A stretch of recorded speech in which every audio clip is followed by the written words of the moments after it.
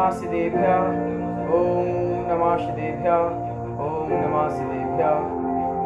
नमो अरिहन्ताळं नमो सिद्धाळं नमो वैरियाळं नमो वज्रायाळं नमो लोहे सवासागुणं मंगलं भगवानि वीरो मंगलं गौतमोगणे मंगलं कुंकुंध्यादियो जैन धर्मो मंगलम सर्वमंगलमांगल्यं सर्वकल्याणकारिकां प्रधानं सर्वधर्माणां जैनं जयतु शासनम्।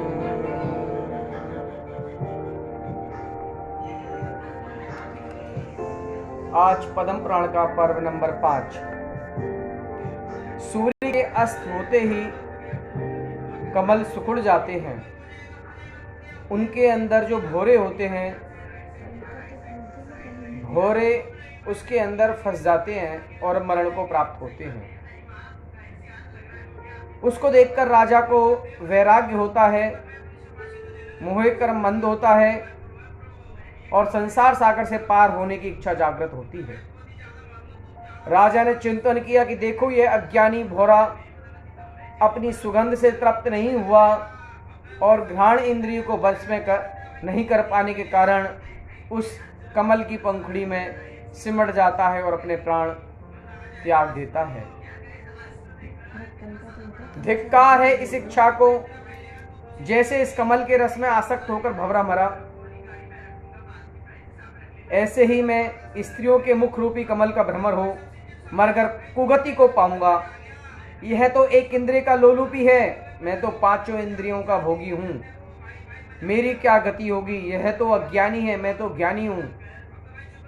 कहते हैं कि चाशनी लगी हुई तलवार को अगर चाटें तो मुझे कुछ मिठास की तो अनुभूति होगी, लेकिन उसके बाद उस धार से जो जिह्वा में जो खंड खंड होंगे उसका बहुत विकराल दुख होगा। ऐसा ही दुख विषय सेवन के बारे में कहा है। अनंत दुखों की प्राप्ति का कारण है। विष फल के समान यह विषय है। उनसे जो महापुरुष रहित है उनको मैं वचन काय से नमस्कार करता हूँ। हाय हाय, यह बड़ा कष्ट है। मैं बहुत दिनों तक इन दिनों में विषयों में फंसा रहा। विष तो एक भव के प्राणों को हरता है, परंतु ये विषय अनंत भवों में प्राण को हरते हैं। ऐसा चिंतन राजा ने किया। उसी समय वन में श्रुत सागर मुनिराज आए। वे मुनि अपने रूप से चंद्रमा एवं दीप्ति से सूर्य को जीतते थे।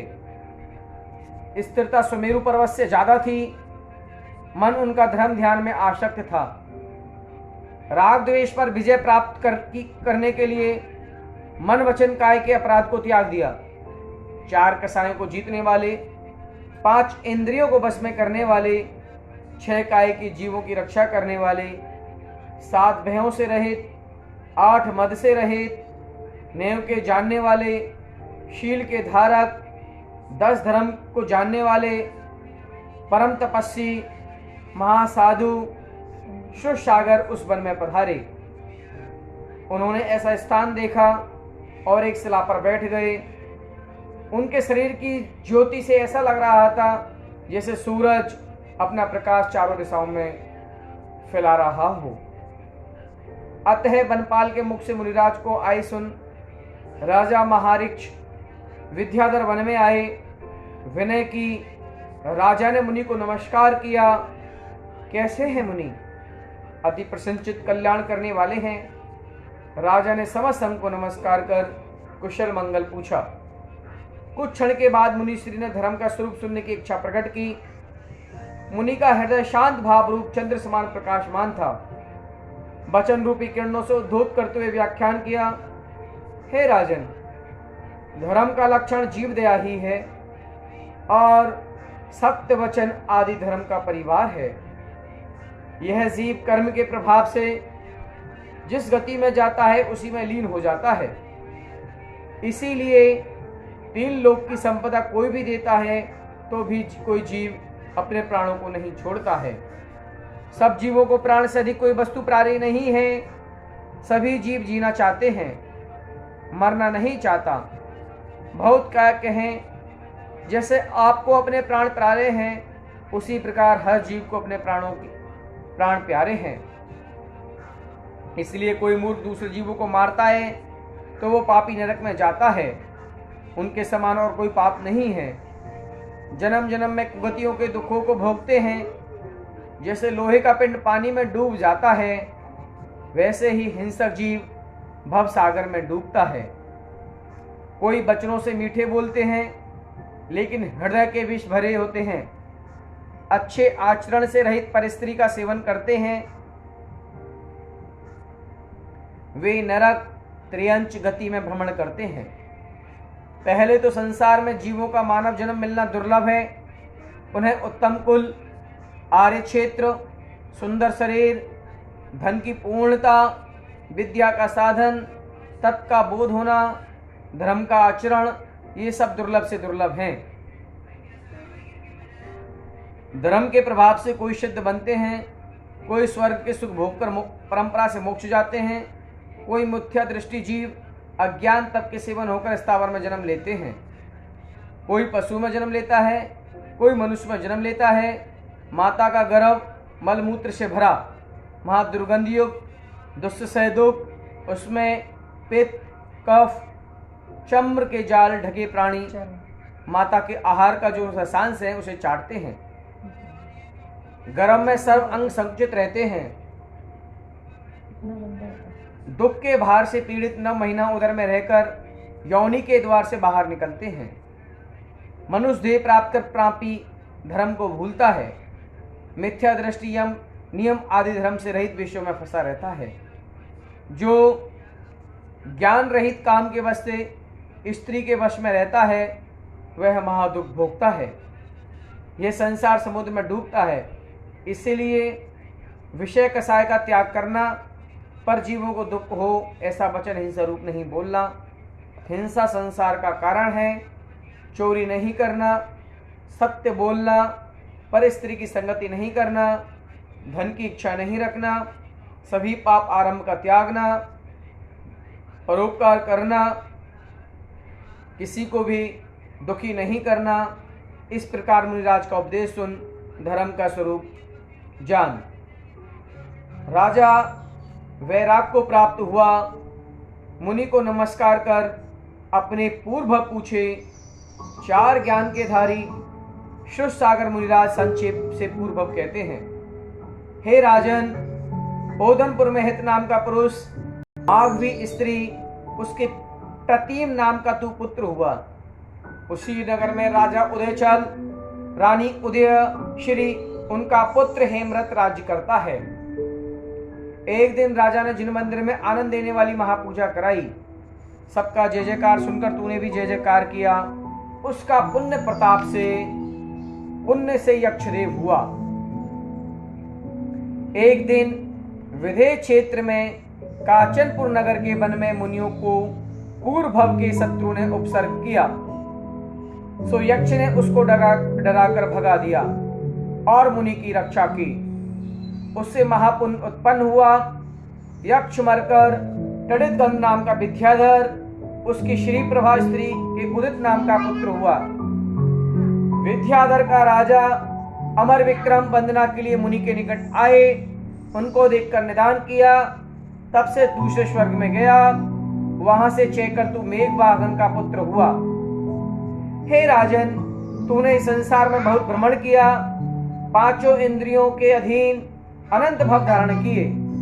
तूने इस संसार में इतने शरीर धारण किए, अगर उन सबको इकट्ठा किया जाए 3 लोक में भी नहीं समावे। सागरों की आयु स्वर्ग से तुझे मिली। स्वर्ग के भोगों से भी तू तृप्त नहीं हुआ। विद्याधरों के अल्प भोगों से तुझे तृप्ति नहीं हुई। अब तेरी आयु के ओनली 8 दिन बचे हुए हैं। इसीलिए इंद्रजाल समान ये भोग, इनका तू त्याग कर दे। ऐसा सुन अपना निकट जान। पहले तो जिन जैत्यालु से महापूजा करे, उन्हें अनंत सागर के भ्रमण से भयभीत होकर बड़े पुत्र अमरक्ष को राज दिया और छोटे पुत्र भानुरक्ष को युवराज पद दिया, और स्वयं संपूर्ण परिग्रह का त्याग कर तत्व ज्ञान से निश्चल ध्यान में लीन हुए। और लोभ से रहित, आहार पानी को त्याग कर, शत्रु मित्र में समान बुद्धि कर, मौन व्रत के धारक समाधि प्रण कर उत्तम सुख में दीप पद प्राप्त किया। कीर्तननाथ नगर में श्रीधर नाम का राजा, विद्या नाम की रानी, उसके अरिंजा नाम की कन्या, उसका विवाह अमरक्ष से हुआ। गंधर्व गीत नगर में सुर सन्निव राजा, गंधारी रानी, उनकी पुत्री गंधर्वा का विवाह भानुरक्ष से हुआ। बड़े भाई अमरक्ष के 10 पुत्र और 6 पुत्री हुई। उन पुत्रों ने अपने नाम के नगर बसाए। शत्रु को जीतने वाले पृथ्वी के रक्षक वे पुत्र थे। हे श्रेणिक, उन नगरों के नाम सुनो। संध्याकार, सुबेर, मनोहरलाल, मनोहर, हंसदेव, हरि, योध, समुद्र, काचन, अर्धस्वर्ग, ये 10 नगर तो अमरक्ष के पुत्रों ने बसाई। और आवर्त नगर, विघट, अंभाग, उत्कट, स्फुट, ऋतुग्रह, तट, तोय, आवली, रत्नदीप, ये 10 नगर भानुरक्ष के पुत्रों ने बसाई। वे नगर नाना प्रकार के रत्नों की चमक से युक्त, सोने की चमक से दीप्तिमान, क्रीड़ा के लिए राक्षसों के निवास हुए। बड़े बड़े विद्याधर प्रदेशों के निवासी यहाँ आकर निवास करने लगे। अमरक्ष व भानुरक्ष दोनों भाई पुत्रों को राज देकर मुनि पद धारण कर महातप करते हुए मोक्ष को प्राप्त किया। इस प्रकार राजा मेघवाहन के वंश में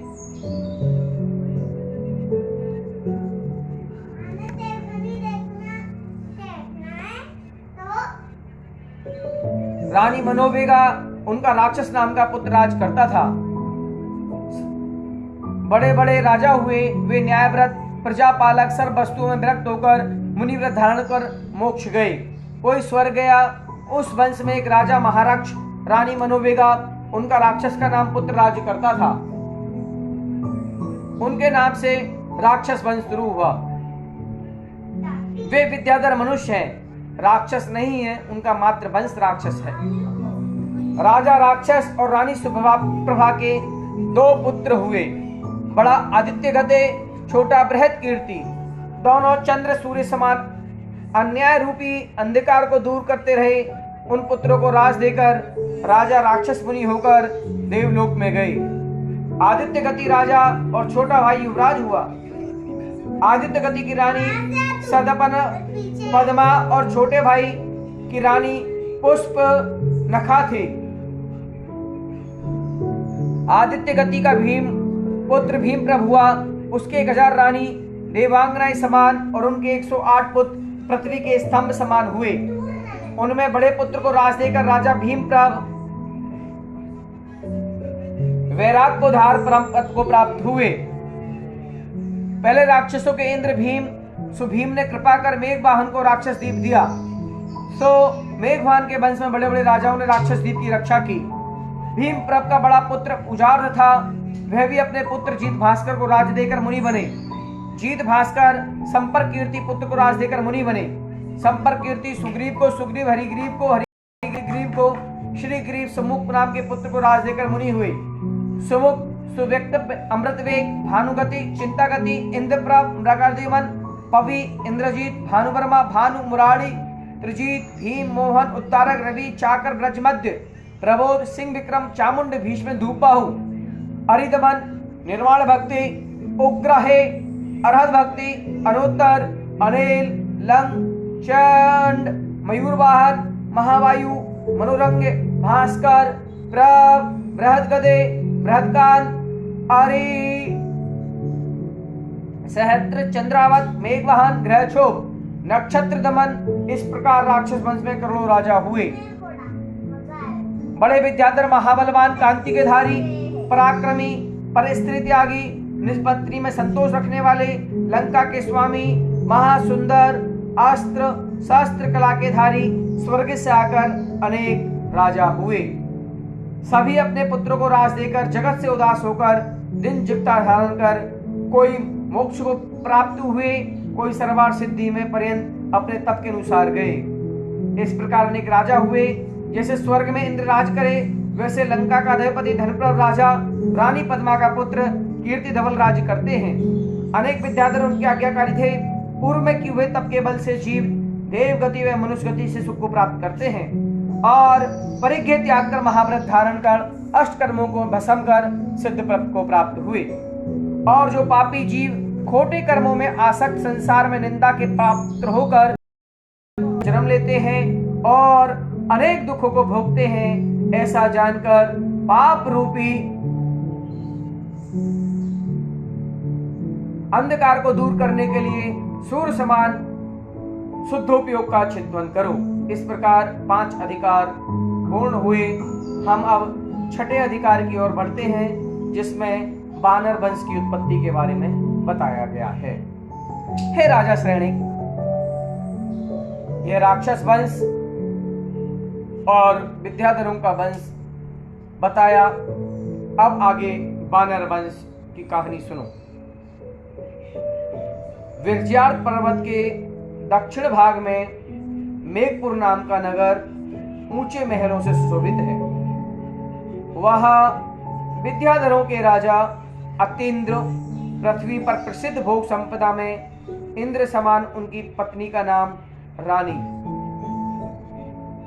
लक्ष्मी समान उसके कंठ का पुत्र का नाम श्रीकंठ, शास्त्र का परम ज्ञानी, उसका नाम सुनकर महापुरुष हर्षित हुए।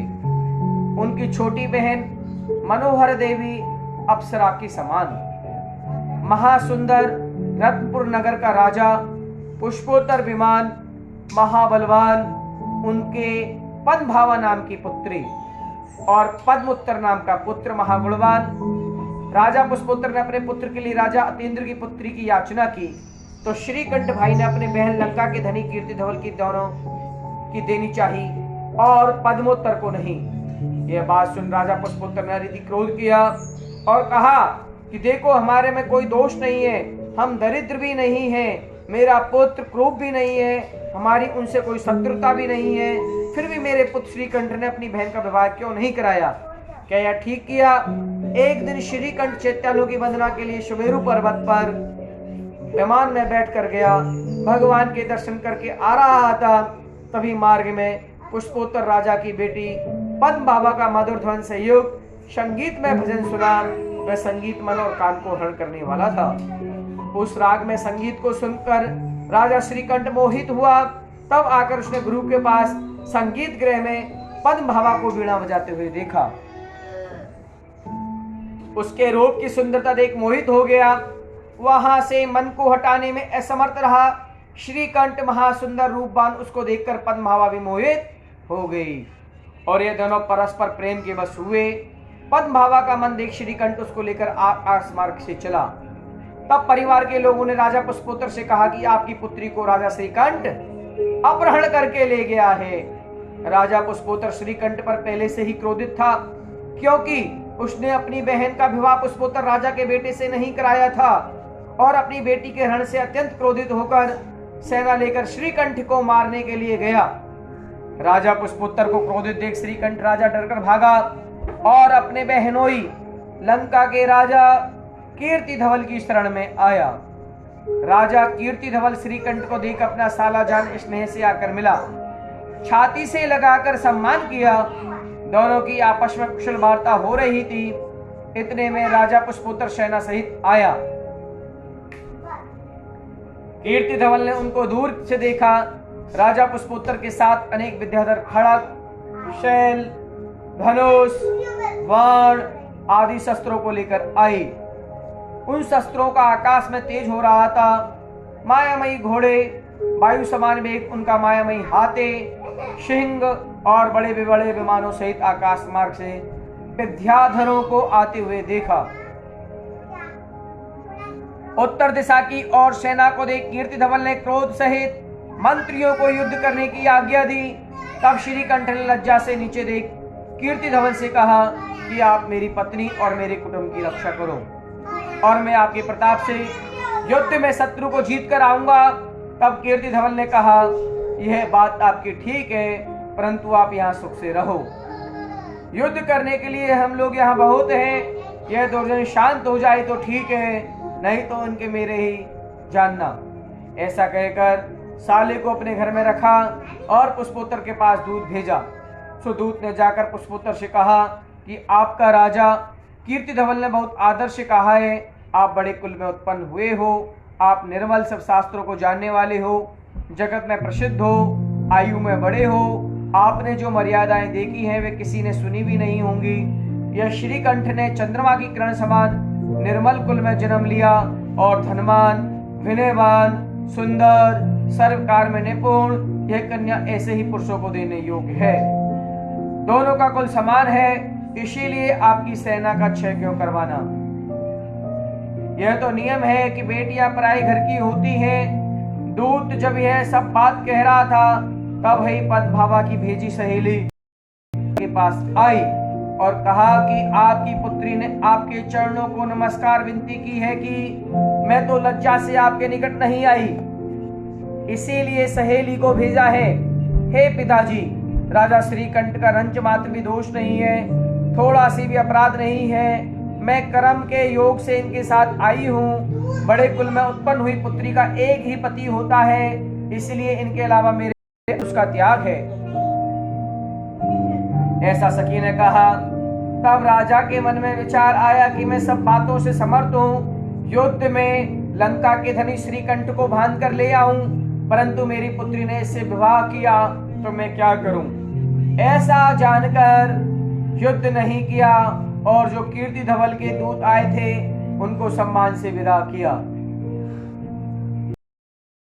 को सखी आई थी उसको भी सम्मान कर विदा किया। राजा क्रोध को छोड़कर हर्ष पूर्वक अपने स्थान को गया।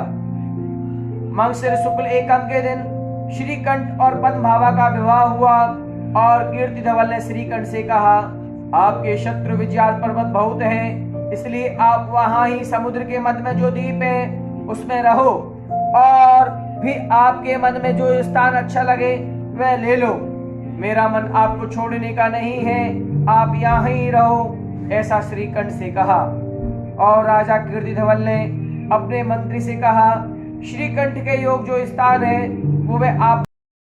मंत्री ने कहा, हे महाराज, आपके सभी स्थान महामनोहर हैं, समुद्र के मध्य में बहुत द्वीप हैं, कल्प वृक्ष समान वृक्षों से युक्त हैं, वहाँ रत्नों की शोभा से सुशोभित महापर्वत हैं, जहाँ देव क्रीड़ा करते हैं। ऐसे महारमणीक नगर, स्वर्ण रत्नों से निर्मित महल है, उनके नाम सुनो। संध्याकार, सुबेल, कांचन, हरिपुर, हंसदीप, कूटाव्रत, विघट, रत्नदीप, तोयावले, नभोमान, क्षेम इत्यादि सभी मनों के स्थान हैं। वहाँ देव भी उत्पन्न नहीं कर सकते हैं। यहाँ से उत्तर भाग में 300 योजन समुद्र के मध्य बानर द्वीप है जो पृथ्वी पर प्रसिद्ध है। वहाँ पर अवंतर द्वीप बहुत ही रमणीक है। कोई सूर्यमणि की ज्योति से दीप्तिमान है, कोई हरतमणि की चमक से शोभायमान है, कोई श्याम इंद्रनील मणि की कांति के समान अंधकार रूप है, कोई लाल पद्मराग मणि के समान रक्त कमलों के वंश महासुंदर है। वहाँ ऐसी सुगंध होती है मानो आकाश में उड़ते पक्षी भी सुगंध से मन हो जाते हैं, वृक्षों पर आकर बैठ जाते हैं। वहाँ बिना बोए अनाज अपने आप ही उत्पन्न होते हैं। वहाँ का अनाज वीर और कांति को बढ़ाने वाला है। वहाँ गन्ने के बड़े बड़े खेत हैं, उनके मध्य किहुमन नाम का पर्वत है, रत्न एवं स्वर्णों की शिलाएं हैं। आनंद नाम के मंत्री ने सुनकर राजा कीर्तिधवल अति प्रसन्न हुआ। इस प्रकार हमने नगर का वर्णन किया जो कि उत्तर भाग में है। इस तरह से इतना ही, बाकी का कल। जावाणी के ज्ञान से सूझे लोकालोक, सवाणी मस्तक नमो सदा दे तुम दो।